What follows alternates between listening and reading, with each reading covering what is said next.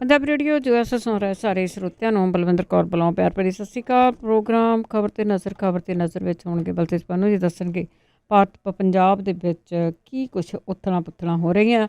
ਖਬਰਾਂ ਤੇ ਨਜ਼ਰ ਮਾਰਾਂਗੇ। ਖਬਰਾਂ ਤੋਂ ਪਹਿਲਾਂ ਧੰਨਵਾਦ ਸਾਡੇ ਸਪਾਂਸਰ ਦਾ ਜਿਨ੍ਹਾਂ ਨੇ ਇਸ ਪ੍ਰੋਗਰਾਮ ਨੂੰ ਸਪਾਂਸਰ ਕੀਤਾ, ਸਭ ਤੱਕ ਪਹੁੰਚਾਇਆ।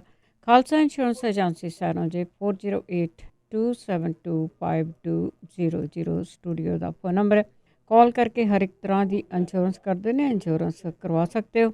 ਗੁਰਦੀਪ ਸਿੰਘ ਜੀ ਬਿਰਦੀ, ਕਲੋਵਸ, ਸਤਨਾਮ ਸਿੰਘ ਸ਼ੇਰਗਿਲ, ਸਲਮਾ, ਹਰਮਿੰਦਰ ਸਮਰਾ ਜੀ ਸੈਕਰਾਮੈਂਟੋ, ਰਣਬੀਰ ਸਿੰਘ ਰਾਣਾ ਬੇਕਰਸਵੀਲ, ਮਨਜੀਤ ਸਿੰਘ ਟਿਵਾਨਾ ਫਰੈਜ਼ਨੋ, ਸਰਬਜੀਤ ਸਿੰਘ, ਪਲਵਿੰਦਰ ਕੌਰ ਚੋਕਰ ਟਰਲਿਕ, ਸਾਰਿਆਂ ਦਾ ਬਹੁਤ ਬਹੁਤ ਧੰਨਵਾਦ ਕਰਦੇ ਹਾਂ। ਪ੍ਰੋਗਰਾਮ ਨੂੰ ਸਪਾਂਸਰ ਕਰਦੇ ਹੋ, ਸਭ ਤੱਕ ਪਹੁੰਚਾਉਂਦੇ ਹੋ, ਬਹੁਤ ਬਹੁਤ ਤੁਹਾਡਾ ਧੰਨਵਾਦ ਜੀ। ਤੇ ਸਾਡੇ ਨਾਲ ਜੁੜ ਚੁੱਕੇ ਨੇ ਬਲਤੇਜ ਪੰਨੂ ਜੀ, ਸਤਿ ਸ਼੍ਰੀ ਅਕਾਲ, ਸਵਾਗਤ ਹੈ ਜੀ। ਸਤਿ ਸ਼੍ਰੀ ਅਕਾਲ ਜੀ, ਧੰਨਵਾਦ ਜੀ, ਬਹੁਤ ਮਿਹਰਬਾਨੀ। ਤੇ ਜੀ ਆਪਾਂ ਹੁਣ ਗੱਲ ਕਰਦੇ ਹਾਂ ਜੋ ਉਥਲਾਂ ਪੁਥਲਾਂ ਹੋ ਰਹੀਆਂ ਰਾਜਨੀਤੀ ਦੇ ਵਿੱਚ। ਬਹੁਤ ਜ਼ਿਆਦਾ ਕੁਛ ਉਥਲ ਪੁਥਲ ਹੋ ਰਹੀ ਆ, ਬਹੁਤ ਕੁਛ ਹੋ ਰਿਹਾ। ਕਈ ਦਿਨਾਂ ਤੋਂ ਆਪਾਂ ਗੱਲਬਾਤ ਵੀ ਕਰ ਰਹੇ ਹਾਂ ਕਿ ਜਿਸ ਤਰ੍ਹਾਂ BJP ਦੀ ਤਾਂ ਅਕਾਲੀਆਂ ਦੀ ਆ ਤੜਕ ਕਰਕੇ ਟੁੱਟੀ ਆ, ਇਸ ਨੂੰ ਲੈ ਕੇ ਹੁਣ ਦੇਖਿਆ ਜਾਵੇ ਤਾਂ ਹਰਸਿਮਰਤ ਕੌਰ ਦਾ ਹੁਣ ਕੇਂਦਰੀ ਵਜ਼ਾਰਤ ਦੇ ਵਿੱਚ ਲੱਗਦਾ ਹੈ ਕਿ ਉੱਥੋਂ ਪੱਤਾ ਕੱਟਿਆ ਜਾਊਗਾ। ਕੋਈ ਕੱਲ ਜਿਹੜੀ ਇਹਨਾਂ ਦੀ ਮੀਟਿੰਗ ਹੋਈ ਆ ਕੋਰ ਕਮੇਟੀ, ਉਹਦੇ ਵਿੱਚ ਇਸ ਗੱਲ ਦੀ ਉਮੀਦ ਕਿ ਜਿਹੜੇ ਇਹਨਾਂ ਦੇ ਅਹਿਮ ਆਗੂ ਨੇ ਉਹ ਮੀਡੀਆ ਸਾਹਮਣੇ ਆਉਣਗੇ ਤੇ ਮੀਡੀਆ ਸਾਹਮਣੇ ਜਿਹੜਾ ਜੀ ਉਹ ਆ ਕੇ ਆਪਣਾ ਪੱਖ ਜਿਹੜਾ ਦੀ ਉਹ ਦੱਸਣਗੇ। ਪਰ ਅਜਿਹਾ ਨਹੀਂ ਜਿਹੜਾ ਦੀ ਉਹ ਹੋ ਸਕਿਆ।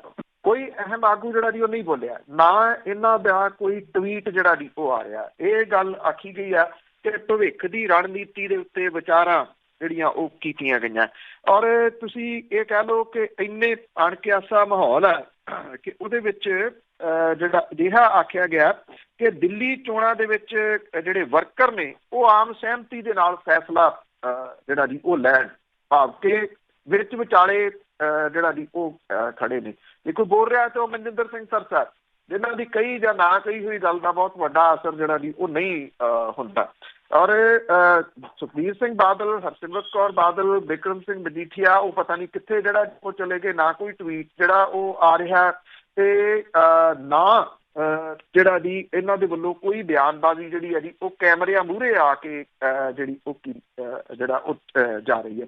ਹੁਣ ਜਿਹੜਾ ਇਹ ਕਿਹਾ ਜਾ ਰਿਹਾ ਹੈ ਕਿ ਹਰਸਿਮਰਤ ਕੌਰ ਬਾਦਲ ਹੋਰਾਂ ਦਾ ਜਾਣਾ ਲਗਭਗ ਜਿਹੜਾ ਜੀ ਉਹ ਤੈਅ ਜਾਪ ਰਿਹਾ। ਕੇਂਦਰੀ ਵਜ਼ਾਰਤ ਦੇ ਵਿੱਚ ਬਣਿਆ ਰਹਿਣਾ ਤੁਸੀਂ ਇਹ ਕਹਿ ਲਓ ਕਿ ਔਖਾ, ਕਿਉਂਕਿ ਜੇ ਜਿਹੜਾ ਅਕਾਲੀ ਦਲ ਬਾਦਲ ਹੈ ਉਹ ਹਰਸਿਮਰਤ ਕੌਰ ਬਾਦਲ ਹੋਰਾਂ ਦੇ ਇਸ ਅਹੁਦੇ ਦੇ ਵਾਸਤੇ ਕੁਛ ਨਹੀਂ ਕਰਦਾ, ਉਹ ਚੁੱਪ ਰਹਿੰਦਾ ਤੇ ਉਹਦਾ ਅਸਰ ਜਿਹੜਾ ਜੀ ਪੰਜਾਬ ਦੇ ਵਿੱਚ ਵੀ ਪਊਗਾ ਵੀ ਤੁਸੀਂ ਲੋਕਾਂ ਨੂੰ ਮੂਰਖ ਕਿਉਂ ਬਣਾ ਰਹੇ ਹੋ। ਇੱਕ ਪਾਸੇ ਤੁਸੀਂ ਭਾਰਤੀ ਜਨਤਾ ਪਾਰਟੀ ਨੇ ਤੁਹਾਨੂੰ ਇੱਕ ਸੀਟ ਵੀ ਨਹੀਂ ਛੱਡੀ, ਤੁਸੀਂ ਇੱਕ ਸੀਟ ਬਚਾਉਣ ਦੇ ਵਾਸਤੇ ਪੰਜਾਬ ਪਹਿਲਾਂ ਵੀ ਦਾਅ ਤੇ ਲਾਇਆ ਤੇ ਗਾਂਹ ਵੀ ਜਿਹੜਾ ਜੀ ਉਹ ਦਾਅ ਤੇ ਲਾਓਗੇ। ਇਹ ਵੀ ਕਨਸੋਆਂ ਨੇ ਕਿ ਅਕਾਲੀ ਜਿਹੜੇ ਸੀਨੀਅਰ ਆਗੂ ਨੇ ਉਹਨਾਂ ਨੇ ਸਲਾਹ ਦਿੱਤੀ ਆ ਕਿ ਹਰਸਿਮਰਤ ਕੌਰ ਬਾਦਲ ਤੋਂ ਅਸਤੀਫਾ ਜਿਹੜਾ ਜੀ ਉਹ ਦਵਾਇਆ ਜਾਵੇ।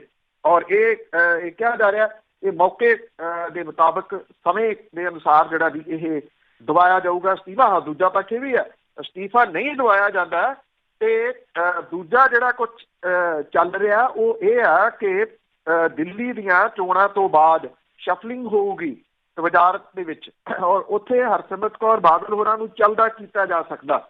ਇਹ ਤੋਂ ਪਹਿਲਾਂ ਕਿ ਉਹਨੂੰ ਚੱਲਦਾ ਕੀਤਾ ਜਾਵੇ, ਅਕਾਲੀ ਦਲ ਵੀ ਇਹ ਚਾਹੂਗਾ ਕਿ ਉੱਥੋਂ ਜਿਹੜਾ ਜੀ ਹਰਸਿਮਰਤ ਕੌਰ ਬਾਦਲ ਹੋਰਾਂ ਅਸਤੀਫਾ ਜਿਹੜਾ ਜੀ ਉਹ ਦਵਾਇਆ ਜਾਵੇ। ਇਹ ਕੁੜਿੱਕੀ ਤੇ ਕਸੂਤੀ ਸਥਿਤੀ ਜਿਹੜੀ ਜੀ ਉਹ ਕਹੀ ਜਾ ਸਕਦੀ ਹੈ ਅਕਾਲੀ ਦਲ ਦੇ ਵਾਸਤੇ। ਪਰ ਕਹਾਵਤ ਉਹੀ ਆ ਪੰਜਾਬੀ ਦੀ ਜਿਹੜੀ ਕਿ ਜਿਹਦੇ ਵਾਸਤੇ ਮੇਰਾ ਖਿਆਲ ਕੋਈ ਅਫਸੋਸ ਨਹੀਂ ਗਾ ਕਿਸੇ ਵੀ ਵਿਅਕਤੀ ਨੂੰ ਇਸ ਮਾਮਲੇ ਦੇ ਉੱਤੇ ਕਿ ਆਪੇ ਫਾਥੜੀਏ ਤੈਨੂੰ ਕੌਣ ਛਡਾਵੇ।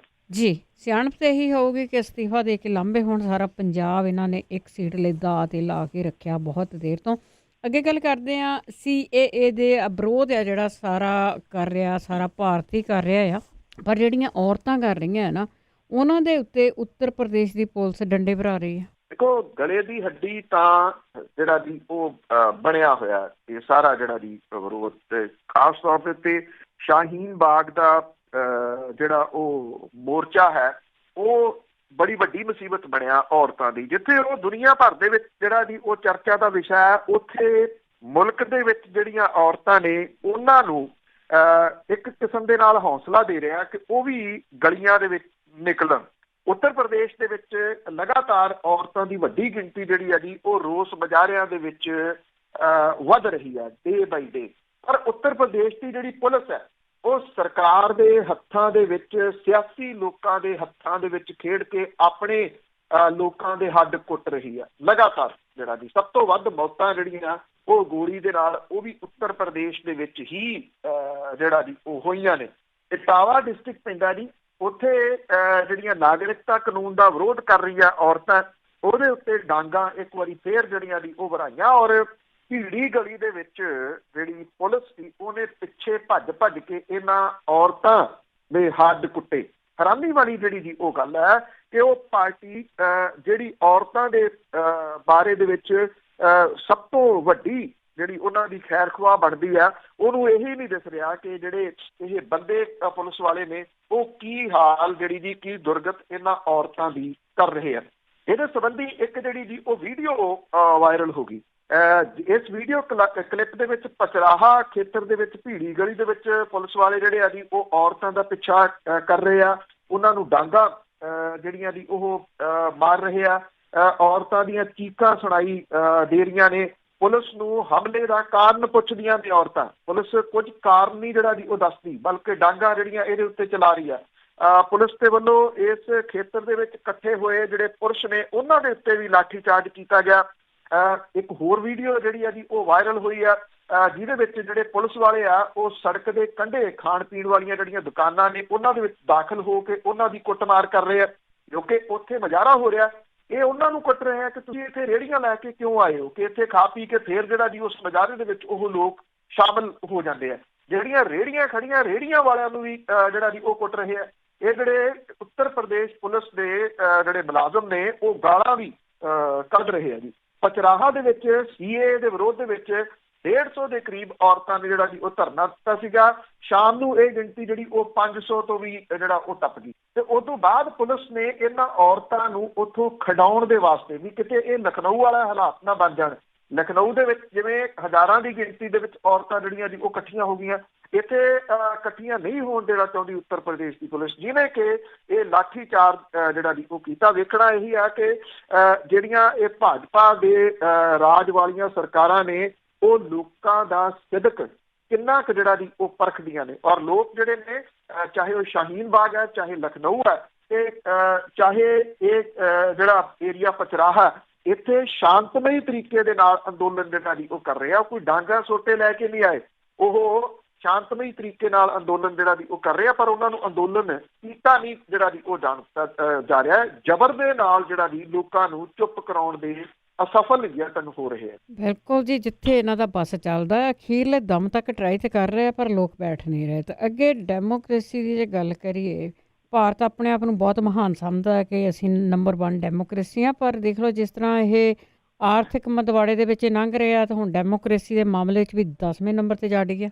ਬਿਲਕੁਲ ਜੀ, ਐਕਚੁਅਲੀ ਇਹ ਹੈ ਕਿ 2019 ਦਾ ਜਿਹੜਾ ਇਹ ਅੰਕ ਜਾਰੀ ਕੀਤਾ ਗਿਆ ਸੂਚਕ, ਉਹਦੇ ਵਿੱਚ 10 ਜਗ੍ਹਾ ਖਿਸਕ ਗਿਆ ਜੀ ਔਰ 51ਵੇਂ ਨੰਬਰ ਦੇ ਉੱਤੇ ਭਾਰਤ ਜਿਹੜਾ ਉਹ ਪਹੁੰਚ ਗਿਆ। ਇਕਨੋਮਿਸਟ ਇੰਟੈਲੀਜੈਂਸ ਯੂਨਿਟ ਦੇ ਮੁਤਾਬਕ ਭਾਰਤ ਦੇ ਵਿੱਚ ਆਮ ਨਾਗਰਿਕਾਂ ਦੇ ਅਧਿਕਾਰਾਂ ਦੇ ਧਾਰਨ ਔਰ ਜਮਹੂਰੀਅਤ ਦੇ ਵਿੱਚ ਗਿਰਾਵਟ ਜਿਹੜੀ ਹੈ ਜੀ ਉਹ ਲਗਾਤਾਰ ਦਰਜ ਕੀਤੀ ਜਾ ਰਹੀ ਹੈ। ਕੁੱਲ 167 ਮੁਲਕਾਂ ਦੇ ਵਿੱਚੋਂ ਭਾਰਤ ਨੂੰ 2018 ਦੇ ਵਿੱਚ ਓਵਰਆਲ 7.8 ਅੰਕ ਮਿਲੇ ਸੀਗੇ, ਜਿਹੜੇ ਕਿ ਹੁਣ ਡਿੱਗ ਕੇ 6.90 ਰਹਿ ਗਏ ਆ। ਸੂਚਕ ਅੰਕ 5 ਵਰਗਾਂ ਦੇ ਵਿੱਚ ਚੋਣ ਪ੍ਰਕਿਰਿਆ, ਜਿਹੜਾ ਜ਼ੁਲਮ, ਸਰਕਾਰ ਦੇ ਕੰਮਕਾਜ, ਸਿਆਸੀ ਭਾਈਵਾਲੀ, ਸਿਆਸੀ ਸੱਭਿਆਚਾਰ, ਆਮ ਨਾਗਰਿਕਾਂ ਦੇ ਅਧਿਕਾਰ ਦੇ ਉੱਤੇ ਆਧਾਰਿਤ ਹੈ। ਭਾਰਤ ਨੁਕਸਦਾਰ ਲੋਕਤੰਤਰ ਦੇ ਵਰਗ ਦੇ ਵਿੱਚ ਸ਼ਾਮਲ ਕੀਤਾ ਗਿਆ। ਇਹ ਸਭ ਤੋਂ ਜਿਹੜਾ ਜੀ ਉਹ ਅਹਿਮ ਪੱਖ ਹੈ ਇਹਦਾ। ਇਹਦੇ ਤਹਿਤ 6 ਤੋਂ ਵੱਧ 8 ਜਾਂ ਇਸ ਤੋਂ ਘੱਟ ਜਿਹੜੇ ਜੀ ਉਹ ਨੰਬਰ ਦਿੱਤੇ ਜਾਂਦੇ ਆ। ਕੁੱਲ ਜਿਹੜੇ ਅੰਕ ਹੁੰਦੇ ਉਹਦੇ ਆਧਾਰ ਦੇ ਉੱਤੇ ਮੁਲਕਾਂ ਨੂੰ 4 ਚੋਂ 1 ਵਰਗ ਦੇ ਵਿੱਚ ਰੱਖਿਆ ਜਾਂਦਾ। ਮੁਕੰਮਲ ਲੋਕਤੰਤਰ ਦੇ ਤਹਿਤ 8 ਤੋਂ ਵੀ ਜਿਹੜੇ ਜ਼ਿਆਦਾ ਕੰਪਨੀਆਂ ਦੀ ਮਾੜੀ ਕਾਰਗੁਜ਼ਾਰੀ ਸਣੇ ਜਿਹੜੇ ਦੀ ਉਹਨਾਂ ਨੂੰ ਜ਼ਿੰਮੇਵਾਰ ਜਿਹੜਾ ਜੀ ਉਹ ਦੱਸਿਆ ਜਾਂਦਾ।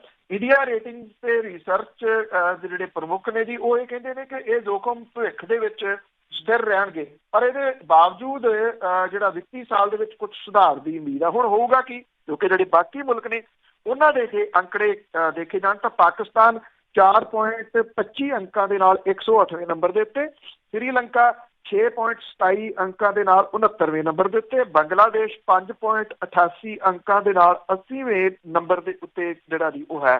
ਜੇ ਆਪਾਂ ਓਵਰਆਲ ਦੇਖੀਏ ਤਾਂ ਨਾਰਵੇ ਪਹਿਲੇ ਨੰਬਰ ਤੇ, ਆਇਸਲੈਂਡ ਦੂਜੇ ਤੇ ਸਵੀਡਨ ਤੀਜੇ ਨੰਬਰ ਦੇ ਉੱਤੇ ਆ।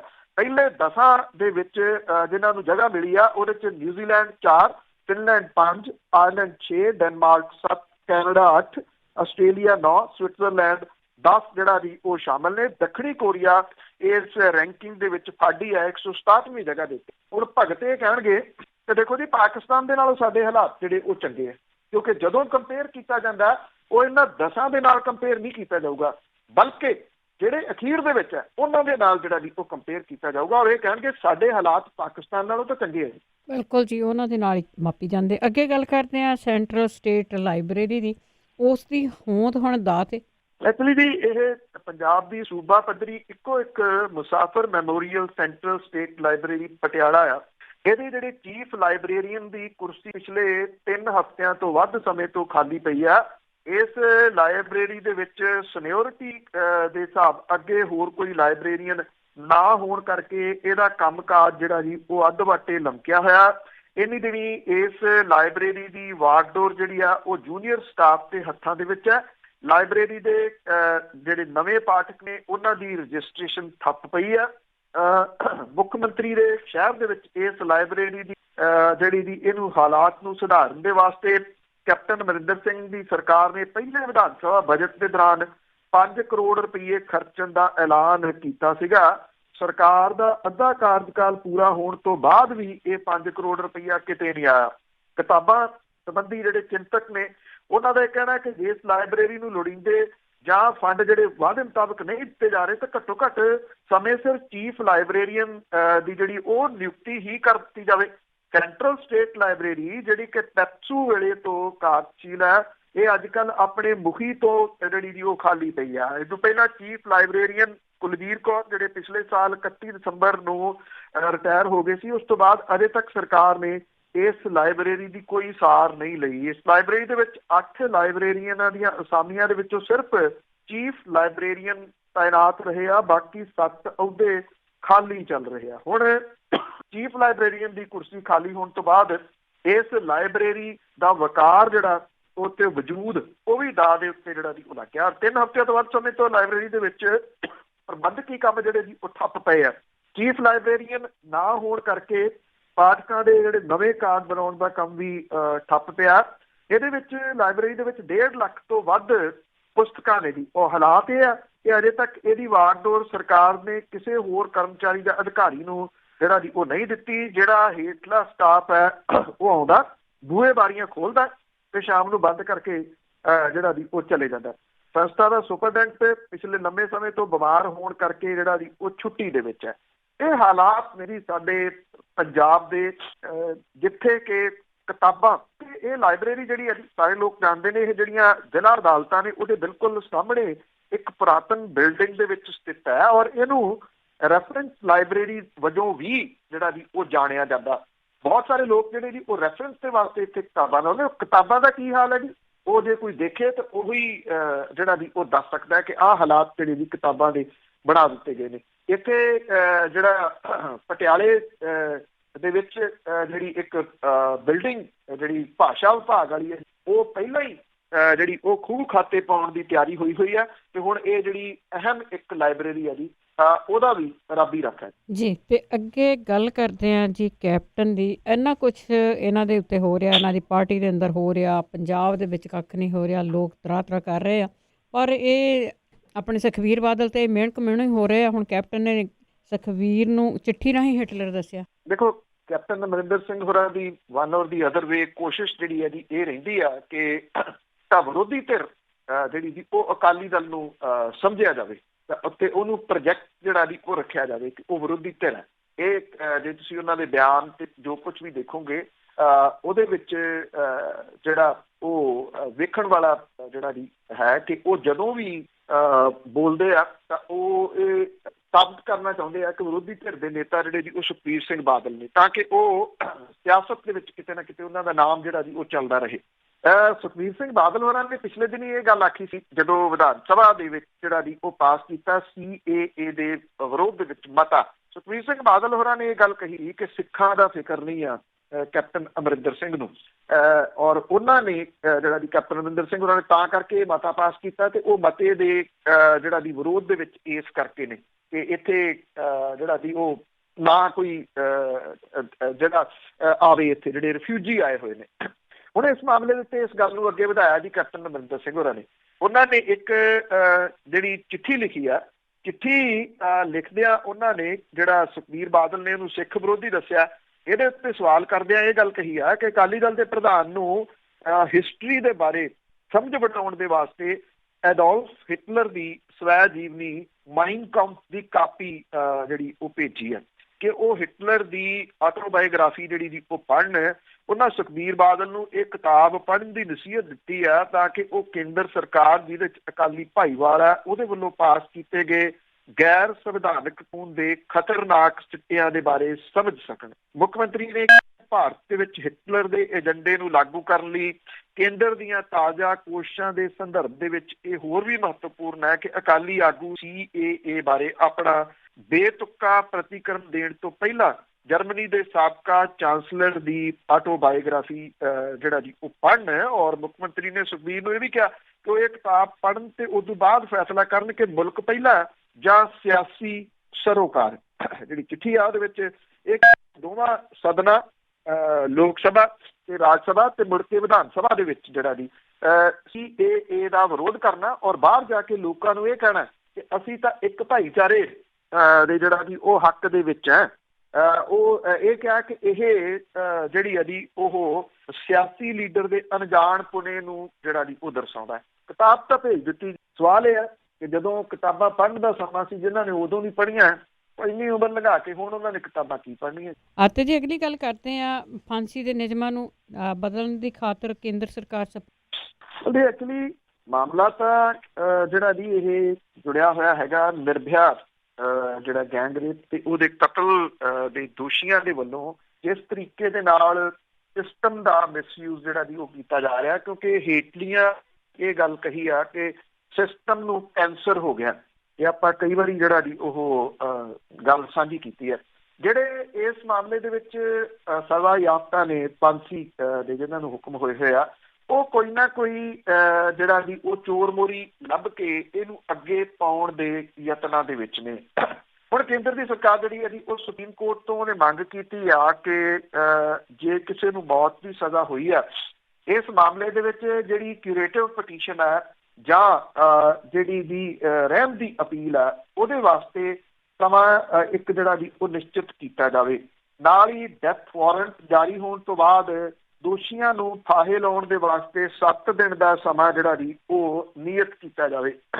ਕੇਂਦਰੀ ਗ੍ਰਹਿ ਮੰਤਰਾਲੇ ਨੇ ਸੁਪਰੀਮ ਕੋਰਟ ਦੇ ਵਿੱਚ ਇਹ ਜਿਹੜੀ ਪਟੀਸ਼ਨ ਦਾਇਰ ਕਰਕੇ ਇਹ ਮੰਗ ਕੀਤੀ ਆ ਔਰ ਇਹ ਮੰਗ ਜਿਹੜੀ ਹੈ ਜੀ ਆਈ ਨਿਰਭਇਆ ਕਾਂਡ ਤੋਂ ਬਾਅਦ ਹੀ ਹੈ ਜੀ। ਜਿਹੜਾ ਕੇਂਦਰ ਸਰਕਾਰ ਨੇ ਸੁਪਰੀਮ ਕੋਰਟ ਦੇ ਵਿੱਚ ਸ਼ਤਰੂਘਨ ਚੌਹਾਨ ਕੇਸ ਦੇ ਵਿੱਚ ਮੌਤ ਦੀ ਸਜ਼ਾ ਦੇ ਉੱਤੇ ਅਮਲ ਲਈ ਜਾਰੀ ਗਾਈਡਲਾਈਨਸ ਦੇ ਵਿੱਚ ਬਦਲਾਅ ਦੀ ਮੰਗ ਕੀਤੀ ਹੈ। ਸਰਕਾਰ ਨੇ ਇਹ ਕਿਹਾ ਕਿ ਮੌਜੂਦਾ ਗਾਈਡਲਾਈਨਸ ਜਿਹੜੀਆਂ ਉਹ ਦੋਸ਼ੀਆਂ ਦੇ ਅਧਿਕਾਰਾਂ ਦੇ ਉੱਤੇ ਕੇਂਦਰਿਤ ਹੈ, ਪਰ ਦੋਸ਼ੀਆਂ ਦੇ ਅਧਿਕਾਰਾਂ ਦਾ ਧਿਆਨ ਰੱਖਣ ਦੀ ਬਜਾਏ ਪੀੜਤਾਂ ਦੇ ਹਿੱਤ ਦੇ ਵਿੱਚ ਗਾਈਡਲਾਈਨ ਜਿਹੜਾ ਬਣਾਉਣਾ ਅੱਜ ਦੇ ਸਮੇਂ ਦੀ ਜ਼ਰੂਰਤ ਹੈ। ਸਰਕਾਰ ਨੇ ਇਹ ਵੀ ਮੰਗ ਕੀਤੀ ਹੈ ਕਿ ਹੇਠਲੀ ਜਿਹੜੀਆਂ ਅਦਾਲਤਾਂ ਨੇ ਰਾਜ ਸਰਕਾਰਾਂ ਤੇ ਜੇਲ੍ਹ ਪ੍ਰਸ਼ਾਸਨ ਦੇ ਵਾਸਤੇ ਇਹ ਨਿਸ਼ਚਿਤ ਕੀਤਾ ਜਾਵੇ ਕਿ ਦੋਸ਼ੀ ਦੀ ਜਿਹੜੀ ਰਹਿਮ ਦੀ ਅਪੀਲ ਆ ਉਹ ਖਾਰਜ ਹੋਣ ਤੋਂ 7 ਦਿਨ ਦੇ ਵਿੱਚ ਡੈਥ ਵਾਰੰਟ ਜਾਰੀ ਹੋ ਜਾਏ ਔਰ ਡੈਥ ਵਾਰੰਟ ਜਾਰੀ ਹੋਣ ਦੇ 7 ਦਿਨਾਂ ਦੇ ਅੰਦਰ ਉਹਨੂੰ ਫਾਹੇ ਜਿਹੜਾ ਜੀ ਉਹ ਲਟਕਾਇਆ ਜਾਵੇ। ਭਾਵੇਂ ਉਹਦੇ ਨਾਲ ਜਿਹੜੇ ਉਹਦੇ ਕੋਈ ਜੇ ਨਾਲ ਲੱਗਵੇਂ ਦੋਸ਼ੀ ਹੋਣ ਉਹਨਾਂ ਦੀਆਂ ਪਟੀਸ਼ਨ ਜਿਹੜੀਆਂ ਦੀ ਉਹ ਸੁਣਵਾਈ ਅਧੀਨ ਕਿਉਂ ਨਾ ਹੋਣ। ਸਰਕਾਰ ਨੇ ਇਹ ਕਿਹਾ ਜੀ ਕਿ ਇਹਦੇ ਵਿੱਚ ਦੋਸ਼ੀਆਂ ਨੂੰ ਜਿਹੜੀ ਮੌਤ ਦੀ ਸਜ਼ਾ ਦੇ ਖਿਲਾਫ ਅਪੀਲ ਦੇ ਕਈ ਮੌਕੇ ਜਿਹੜੇ ਦਿੰਦੇ ਆ। ਐਕਚੁਅਲੀ ਪਹਿਲਾਂ ਇਹ ਹੈਗਾ ਜੀ ਕਿ ਜੇ ਮੰਨ ਲਓ ਇੱਕ ਤੋਂ ਵੱਧ ਦੋਸ਼ੀ ਨੇ ਤੇ ਉਹਨਾਂ ਦੇ ਵਿੱਚੋਂ ਕਿਸੇ ਇੱਕ ਦੀ ਵੀ ਜਿਹੜੀ ਪਟੀਸ਼ਨ ਆ ਕੋਈ ਕਿਊਰੇਟਿਵ ਦੀ ਆ ਚਾਹੇ ਰਹਿਮ ਦੀ ਆ, ਜੇ ਉਹ ਸੁਣਵਾਈ ਅਧੀਨ ਆ ਤੇ ਨਾਲਦਿਆਂ ਨੂੰ ਵੀ ਫਾਂਸੀ ਜਿਹੜੀ ਦੀ ਉਹ ਨਹੀਂ ਦਿੱਤੀ ਜਾ ਸਕਦੀ। ਸੋ ਇਹ ਦੇਖਣਾ ਹੋਊਗਾ ਕਿ ਸੁਪਰੀਮ ਕੋਰਟ ਇਸ ਮਸਲੇ ਦੇ ਉੱਤੇ ਕੀ ਫੈਸਲਾ ਜਿਹੜਾ ਦੀ ਉਹ ਦਿੰਦੀ ਆ। ਇਹ ਜਿਹੜੀ ਕੇਂਦਰ ਦੀ ਸਰਕਾਰ ਹੈ ਜੀ ਉਹ ਦੱਸਣ ਦੇ ਵਾਸਤੇ ਜਿਹੜਾ ਦੀ ਗਈ ਹੈ ਕਿ ਉਹ ਬਹੁਤ ਇਸ ਮਾਮਲੇ ਦੇ ਉੱਤੇ ਸੰਸੀਅਰ ਹੈ, ਕਿਉਂਕਿ ਕਿਤੇ ਨਾ ਕਿਤੇ ਇਹਦੇ ਨਾਲ ਇੱਕ ਸਿਆਸਤ ਵੀ ਜਿਹੜੀ ਹੈ ਜੀ ਉਹ ਜੁੜੀ ਹੋਈ ਆ। ਦਿੱਲੀ ਦੀਆਂ ਚੋਣਾਂ ਦੇ ਵਿੱਚ ਇਹ ਮਾਮਲਾ ਜਿਹੜਾ ਜੀ ਉਹ ਜਿਉਂਦਾ ਰੱਖਣਾ ਚਾਹੁੰਦੀ ਆ ਜਿਹੜੀ ਕੇਂਦਰ ਦੀ ਸਰਕਾਰ, ਕਿਉਂਕਿ ਉੱਥੇ ਮੁੱਦਾ ਰਹਿਤਾ ਉਹਨੇ ਜਿਹੜੇ ਨੈਸ਼ਨਲ ਇਸ਼ੂਜ਼ ਨੇ ਉਹਨਾਂ ਦੇ ਉੱਤੇ ਹੀ ਚੋਣ ਜਿਹੜੀ ਦੀ ਉਹ ਲੜਨੀ ਹੈ। ਤਾਂ ਕਰਕੇ ਇਹ ਜਿਹੜਾ ਦੀ ਉਸ ਟਾਈਮ ਦੇ ਉੱਤੇ ਇਹ ਪਟੀਸ਼ਨ ਜਿਹੜੀ ਦਾਇਰ ਕੀਤੀ ਗਈ ਹੈ ਕਿ ਇਹਦਾ ਕੋਈ ਸਿਆਸੀ ਲਾਹਾ ਲਿਆ ਜਾ ਸਕੇ ਜੀ। ਤੇ ਅੱਗੇ ਗੱਲ ਕਰਦੇ ਆ ਜਿਹੜੇ ਜੇਲ੍ਹਾਂ ਦੇ ਵਿੱਚ ਆ ਉਹਨਾਂ ਦੀਆਂ ਮਾਵਾਂ ਤੇ ਘਰ ਵਾਲੀਆਂ ਨਸ਼ਾ ਪਹੁੰਚਾ ਰਹੀਆਂ ਜੇਲ੍ਹਾਂ ਦੇ ਵਿੱਚ ਤਾਂ ਕਿ ਜਿਉਂਦੇ ਰਹਿਣ। ਦੇਖੋ ਜੀ, ਨਸ਼ੇ ਦੀ ਜਿਹੜੀ ਲੱਤ ਹੈ ਇਹਨੂੰ ਲੈ ਕੇ ਜਿਹੜੇ ਸੂਬੇ ਦੇ ਨੌਜਵਾਨ ਨੇ ਨਸ਼ੇੜੀ ਤਸਕਰ ਬਣ ਕੇ ਜੇਲ੍ਹਾਂ ਦੇ ਵਿੱਚ ਜਿਹੜਾ ਦੀ ਉਹ ਚਲੇ ਗਿਆ। ਹੁਣ ਜੇਲ੍ਹ ਦੇ ਵਿੱਚ ਉਹਨਾਂ ਨੂੰ ਨਸ਼ੇ ਦੀ ਤੋੜ ਨਾ ਲੱਗੇ, ਕਿਉਂਕਿ ਇਹ ਗੱਲ ਤਾਂ ਪਹਿਲਾਂ ਵੀ ਆਉਂਦੀ ਤੇ ਪੁਲਿਸ ਜਿਹੜੀ ਆ ਜੀ ਉਹ ਫੜਨ ਤੋਂ ਇਸ ਕਰਕੇ ਇਹਨਾਂ ਨੂੰ ਇਨਕਾਰੀ ਹੁੰਦੀ ਆ ਕਿ ਜੇ ਕੁਝ ਹੋ ਗਿਆ ਉਹਨੂੰ ਜਿਹੜਾ ਦੀ ਨਸ਼ੇ ਦੀ ਤੋੜ ਕਰਕੇ ਤੇ ਫਿਰ ਪੁਲਿਸ ਦੇ ਉੱਤੇ ਜਿਹੜਾ ਦੀ ਆਉਣਾ ਇਹ ਵੀ ਇੱਕ ਕਾਰਨ ਤਾਂ ਜਿਹੜਾ ਦੀ ਉਹ ਕਿਤੇ ਨਾ ਕਿਤੇ ਬਣਦਾ। ਪਰ ਇਹ ਤੁਸੀਂ ਦੇਖੋ ਕਿ ਜਿਹੜੀਆਂ ਮਾਵਾਂ ਉਹਨਾਂ ਦੀਆਂ ਜਾਂ ਪਤਨੀਆਂ ਜਿਹੜੀਆਂ ਉਹ ਕਿੰਨੀਆਂ ਮਜਬੂਰ ਨੇ ਇਸ ਮਾਮਲੇ ਦੇ ਉੱਤੇ। ਉਹਨਾਂ ਨੂੰ ਵੀ ਪਤਾ ਹੈ ਕਿ ਉਹਨਾਂ ਦਾ ਪੁੱਤ ਜਾਂ ਉਹਨਾਂ ਦਾ ਜਿਹੜਾ ਉਹ ਪਤੀ ਆ ਉਹ ਨਸ਼ੇ ਦੀ ਲਪੇਟ ਦੇ ਵਿੱਚ ਹੈ ਤੇ ਉਹਨੂੰ ਨਸ਼ਾ ਨਹੀਂ ਮਿਲਣਾ। ਜਦੋਂ ਉਹ ਫੜਿਆ ਗਿਆ ਫਿਰ ਉਹਨੂੰ ਨਸ਼ਾ ਜਿਹੜਾ ਦੀ ਉਹ ਪਹੁੰਚਾਉਂਦੀਆਂ ਨੇ, ਔਰ ਨਸ਼ਾ ਇਸ ਕਰਕੇ ਪਹੁੰਚਾ ਰਹੀਆਂ ਨੇ ਕਿ ਉਹ ਕਿਤੇ ਨਸ਼ੇ ਦੀ ਤੋੜ ਦਾ ਜਿਹੜਾ ਉਹ ਸ਼ਿਕਾਰ ਨਾ ਹੋ ਜਾਵੇ। ਇਹ ਇੱਕ ਨਹੀਂ ਬਲਕਿ ਕਈ ਮਾਮਲੇ ਜਿਹੜੇ ਦੀ ਉਹ ਸਾਹਮਣੇ ਆਏ ਨੇ। NCR ਦੀ ਰਿਪੋਰਟ ਹੈ, ਜਿਹੜੇ ਨੈਸ਼ਨਲ ਕ੍ਰਾਈਮ ਰਿਕਾਰਡ ਬਿਊਰੋ ਆ, ਉਹਦੇ ਜਿਹੜੇ ਸਟੈਟਿਸਟਿਕਸ ਨੇ ਉਹਦੇ ਮੁਤਾਬਕ ਇੰਡੀਆ ਸਰਵੇ ਰਿਪੋਰਟ ਜਿਹੜੀ ਹੈ ਉਹ ਕਹਿੰਦੀ ਹੈ ਕਿ 3 ਸਾਲਾਂ ਦੇ ਵਿੱਚ ਦੇਸ਼ ਦੀਆਂ ਜੇਲ੍ਹਾਂ ਦੇ ਵਿੱਚ ਸਭ ਤੋਂ ਵੱਧ ਜਿਹੜੇ ਸੁਸਾਈਡ ਹੋਏ ਆ ਉਹ HIV ਦੇ ਨਾਲ ਮੌਤਾਂ ਹੋਈਆਂ ਨੇ। ਪੰਜਾਬ ਦੀਆਂ ਜੇਲ੍ਹਾਂ ਦੇ ਵਿੱਚ ਸਭ ਤੋਂ ਵੱਧ ਸੁਸਾਈਡ ਹੋਏ ਆ। ਇਹ ਅੰਕੜਾ ਜਿਹੜਾ ਜੀ ਘੱਟ ਹੋਣ ਦੀ ਬਜਾਏ ਵਾਧਾ ਜਿਹੜਾ ਦੀ ਉਤਰਿਆ ਜਾ ਰਿਹਾ। ਪੰਜਾਬ ਦੇਸ਼ ਦੇ ਵਿੱਚ ਪਿਛਲੇ 3 ਸਾਲਾਂ ਦੇ ਵਿੱਚ ਤੀਜੇ ਨੰਬਰ ਦਿੱਤੇ ਆ। ਪੰਜਾਬ ਦੀਆਂ ਜੇਲ੍ਹਾਂ ਦੇ ਵਿੱਚ ਜਿਹੜੇ ਬੜੇ ਕੈਦੀ ਨੇ ਹਵਾਲਾਤੀਆਂ ਦੇ ਵਿੱਚ ਜ਼ਿਆਦਾ NDPS ਐਕਟ ਭਾਵ ਕਿ ਨਸ਼ੇ ਦੇ ਸੰਬੰਧਿਤ ਜਿਹੜੇ ਦੀ ਉਹ ਸੀਗੇ। ਜਿਹੜੀਆਂ ਔਰਤਾਂ ਜਿਹੜੀਆਂ ਮਾਵਾਂ ਤੇ ਪਤਨੀਆਂ ਜਿਹੜੀਆਂ ਉਹ ਨਸ਼ਾ ਪਹੁੰਚਾਉਣ ਜਾਂਦੀਆਂ ਨੇ ਉਹਨਾਂ ਵਿਚਾਰੀਆਂ ਦੀ ਮਜਬੂਰੀ ਆ, ਉਹ ਕਿਸੇ ਤਰੀਕੇ ਦੇ ਨਾਲ ਉਹਨੂੰ ਜਿਉਂਦਾ ਜਿਹੜਾ ਦੀ ਉਹ ਰੱਖਣਾ ਚਾਹੁੰਦੀਆਂ ਨੇ। ਹੁਣ ਤੱਕ 101 ਕੇਸ ਜਿਹੜੇ ਆ ਜੀ ਉਹ ਸਾਹਮਣੇ ਆਏ ਆ। ਜੇ ਤੁਸੀਂ ਇਹਦੀ ਡਿਟੇਲ ਦੇ ਵਿੱਚ ਜਿਹੜਾ ਦੀ ਉਹ ਜਾਂਦੇ ਹੋ, ਇਹ 101 ਕੀ ਕੇਸ ਨੇ ਕਿ ਜਿਹਦੇ ਵਿੱਚ ਮਾਵਾਂ ਤੇ ਪਤਨੀਆਂ ਜਿਹੜੀਆਂ ਉਹ ਆਪਣੇ ਜਿਹੜਾ ਦੀ ਹਸਬੈਂਡ ਜਾਂ ਪੁੱਤ ਨੂੰ ਜਿਹੜੇ ਜੇਲ੍ਹ ਦੇ ਵਿੱਚ ਆ ਉੱਥੇ ਨਸ਼ਾ ਦੇਣਾ ਚਾਹੁੰਦੇ ਨੇ ਤਾਂ ਕਿ ਉਹ ਨਸ਼ਾ ਕਰਕੇ ਕਿਸੇ ਨਾ ਕਿਸੇ ਤਰੀਕੇ ਨਾਲ ਜਿਉਂਦਾ ਰਹੇ। ਫਿਰੋਜ਼ਪੁਰ ਦੇ ਵਿੱਚ ਸਭ ਤੋਂ ਜ਼ਿਆਦਾ 41 ਕੇਸ, ਲੁਧਿਆਣੇ 'ਚ 13, ਪਟਿਆਲੇ 'ਚ 12, ਬਠਿੰਡੇ 'ਚ 5, ਸੰਗਰੂਰ 'ਚ 9, ਕਪੂਰਥਲਾ, ਅੰਮ੍ਰਿਤਸਰ, ਮੁਕਤਸਰ, ਰੋਪੜ ਦੇ ਵਿੱਚ ਵੀ 2-2 ਕੇਸ ਜਿਹੜਾ ਦੀ ਉਹ ਸਾਹਮਣੇ ਆਏ ਆ, ਜਿਹੜੇ ਕਿ ਇਹ ਔਰਤਾਂ ਦੇ ਉੱਤੇ ਕੇਸ ਦਰਜ ਕੀਤੇ ਗਏ ਆ ਕਿ ਉਹ ਆਪਣੇ ਨੇੜਲੇ ਨੂੰ ਕਿਤੇ ਮਾਂ ਜਿਹੜੀ ਦੀ ਪੁੱਤ ਨੂੰ ਤੇ ਕਿਤੇ ਪਤਨੀ ਜਿਹੜੀ ਉਹ ਆਪਣੇ ਹਸਬੈਂਡ ਨੂੰ ਜੇਲ੍ਹ ਦੇ ਵਿੱਚ ਇਸ ਕਰਕੇ ਨਸ਼ਾ ਦੇਣ ਗਈ ਸੀ ਕਿ ਉਹ ਨਸ਼ੇ ਦੀ ਤੋੜ ਦੇ ਨਾਲ ਨਾ ਮਰ ਜਾਵੇ। ਗੁਰੂਆਂ ਤੇ ਪੀਰਾਂ ਦੀ ਧਰਤੀ ਤੇ ਕਿ ਕੀ ਹਾਲਾਤ ਆ ਲੋਕਾਂ ਦੇ, ਨੌਜਵਾਨਾਂ ਦੇ। ਤੇ ਅੱਗੇ ਗੱਲ ਕਰਦੇ ਹਾਂ ਜੀ, ਜਿਸ ਤਰ੍ਹਾਂ ਪੰਜਾਬ ਦੀ ਜਵਾਨੀ, ਪੰਜਾਬ ਦੇ ਲੋਕ ਉੱਡੂ ਕਰਦੇ ਪੰਜਾਬ 'ਚੋਂ ਭੱਜ ਜਾਈਏ, ਪਰ ਇੱਕ ਚੰਗੀ ਗੱਲ ਇਹ ਆ ਕਿ ਪੰਜਾਬ ਦੀਆਂ ਜਲਗਾਹਾਂ ਦੇ ਵਿੱਚ ਕੁਛ ਕੁ ਜਿਹੜੇ ਨਵੇਂ ਪਰਿੰਦੇ ਆ ਉਹ ਦੇਖਣ ਨੂੰ ਮਿਲੇ ਆ। ਬਿਲਕੁਲ ਜੀ, ਹਰੀਕੇ ਪੱਤਣ ਐਕਚੁਅਲੀ ਸਭ ਤੋਂ ਵੱਡੀ ਜਗ੍ਹਾ ਜੀ ਜਿੱਥੇ ਰੌਣਕ ਲੱਗਦੀ ਹੈ ਜੀ। ਦੁਨੀਆ ਭਰ ਦੇ ਵਿੱਚੋਂ ਜਿਹੜੀਆਂ ਠੰਡੀਆਂ ਥਾਵਾਂ ਨੇ ਉੱਥੋਂ ਪਰਿੰਦੇ ਜਿਹੜੇ ਜੀ ਉਹ ਹਰ ਵਰੇ ਆਉਂਦੇ ਆ। ਇੰਨਾ ਲੰਬਾ ਸਫ਼ਰ ਤੈਅ ਕਰਕੇ ਇਹ ਕਿਵੇਂ ਆਉਂਦੇ ਆ, ਕਿਵੇਂ ਵਾਪਸ ਜਾਂਦੇ ਆ, ਇਹ ਕੁਦਰਤ ਜਿਹੜੀ ਆ ਜੀ ਉਹ ਜਾਣਦੀ ਹੈ ਕਿ ਕੁਦਰਤ ਕਵਣ ਕਹਾ ਵਿਚਾਰ ਜਿਹੜਾ ਵਾਰਿਆ ਨਾ ਜਾਵੇ ਇੱਕ ਵਾਰ। ਉਹ ਜਿਹੜੇ ਜੀ ਐਕਚੁਅਲੀ ਇੱਥੇ ਜਾ ਕੇ ਜਿਹੜਾ ਜੀ ਉਹ ਦਿਸਦਾ ਹੈ ਕਿ ਇਹ ਪਰਿੰਦੇ ਜਿਹੜੇ ਨੇ ਕਿੰਨੀ ਦੂਰ ਤੋਂ ਇੱਥੇ ਪ੍ਰਵਾਸ ਭਰ ਕੇ ਆਉਂਦੇ ਆ, ਆਪਣੇ ਕੁਝ ਸਮਾਂ ਜਿਹੜਾ ਜੀ ਉਹ ਗੁਜ਼ਾਰਦੇ ਆ।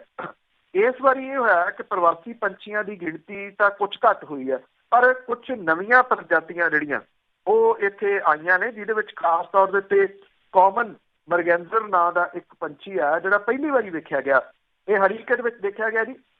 ਜ਼ਿਆਦਾ ਵੈਸੇ ਇੱਥੇ ਕੂਟ, ਭੂਰਾ ਮੱਗ, ਜਿਹੜੇ ਗ੍ਰੇ ਲੈਗ ਚੀਜ਼ ਆ ਉਹ, ਔਰ ਸਵਾ ਮੱਗ ਬਾਰ ਹੈਡਡ ਗੀਜ਼ ਜਿਹੜੇ ਜੀ ਉਹ ਜ਼ਿਆਦਾ ਸ਼ਾਮਲ ਨੇ। ਜਿਹੜੇ ਪ੍ਰਵਾਸੀ ਪੰਛੀ ਇੱਥੇ ਜਿਹੜਾ ਜੀ ਉਹ ਆਉਂਦੇ ਆ, WWF ਤੇ ਜੰਗਲੀ ਜੀਵ ਵਿਭਾਗ ਦੇ ਵੱਲੋਂ ਇਹ ਜਿਹੜਾ ਜੀ ਸਰਵੇਖਣ ਕੀਤਾ ਗਿਆ। ਜਿਹੜਾ ਚੰਡੀਗੜ੍ਹ ਬਰਡ ਕਲੱਬ ਹੈ, ਅੰਮ੍ਰਿਤਸਰ ਬਰਡ ਕਲੱਬ ਹੈ, ਫਰੀਦਕੋਟ ਬਰਡ ਕਲੱਬ ਹੈ, ਜਲੰਧਰ ਬਰਡ ਕਲੱਬ ਹੈ, ਲੁਧਿਆਣਾ ਹੈ ਜੀ, ਇੱਥੇ ਜਿਹੜਾ ਜੀ ਇਹਦੇ ਨੁਮਾਇੰਦਿਆਂ ਨੇ ਇਹ ਸਰਵੇਖਣ ਦੇ ਵਿੱਚ ਹਿੱਸਾ ਲਿਆ।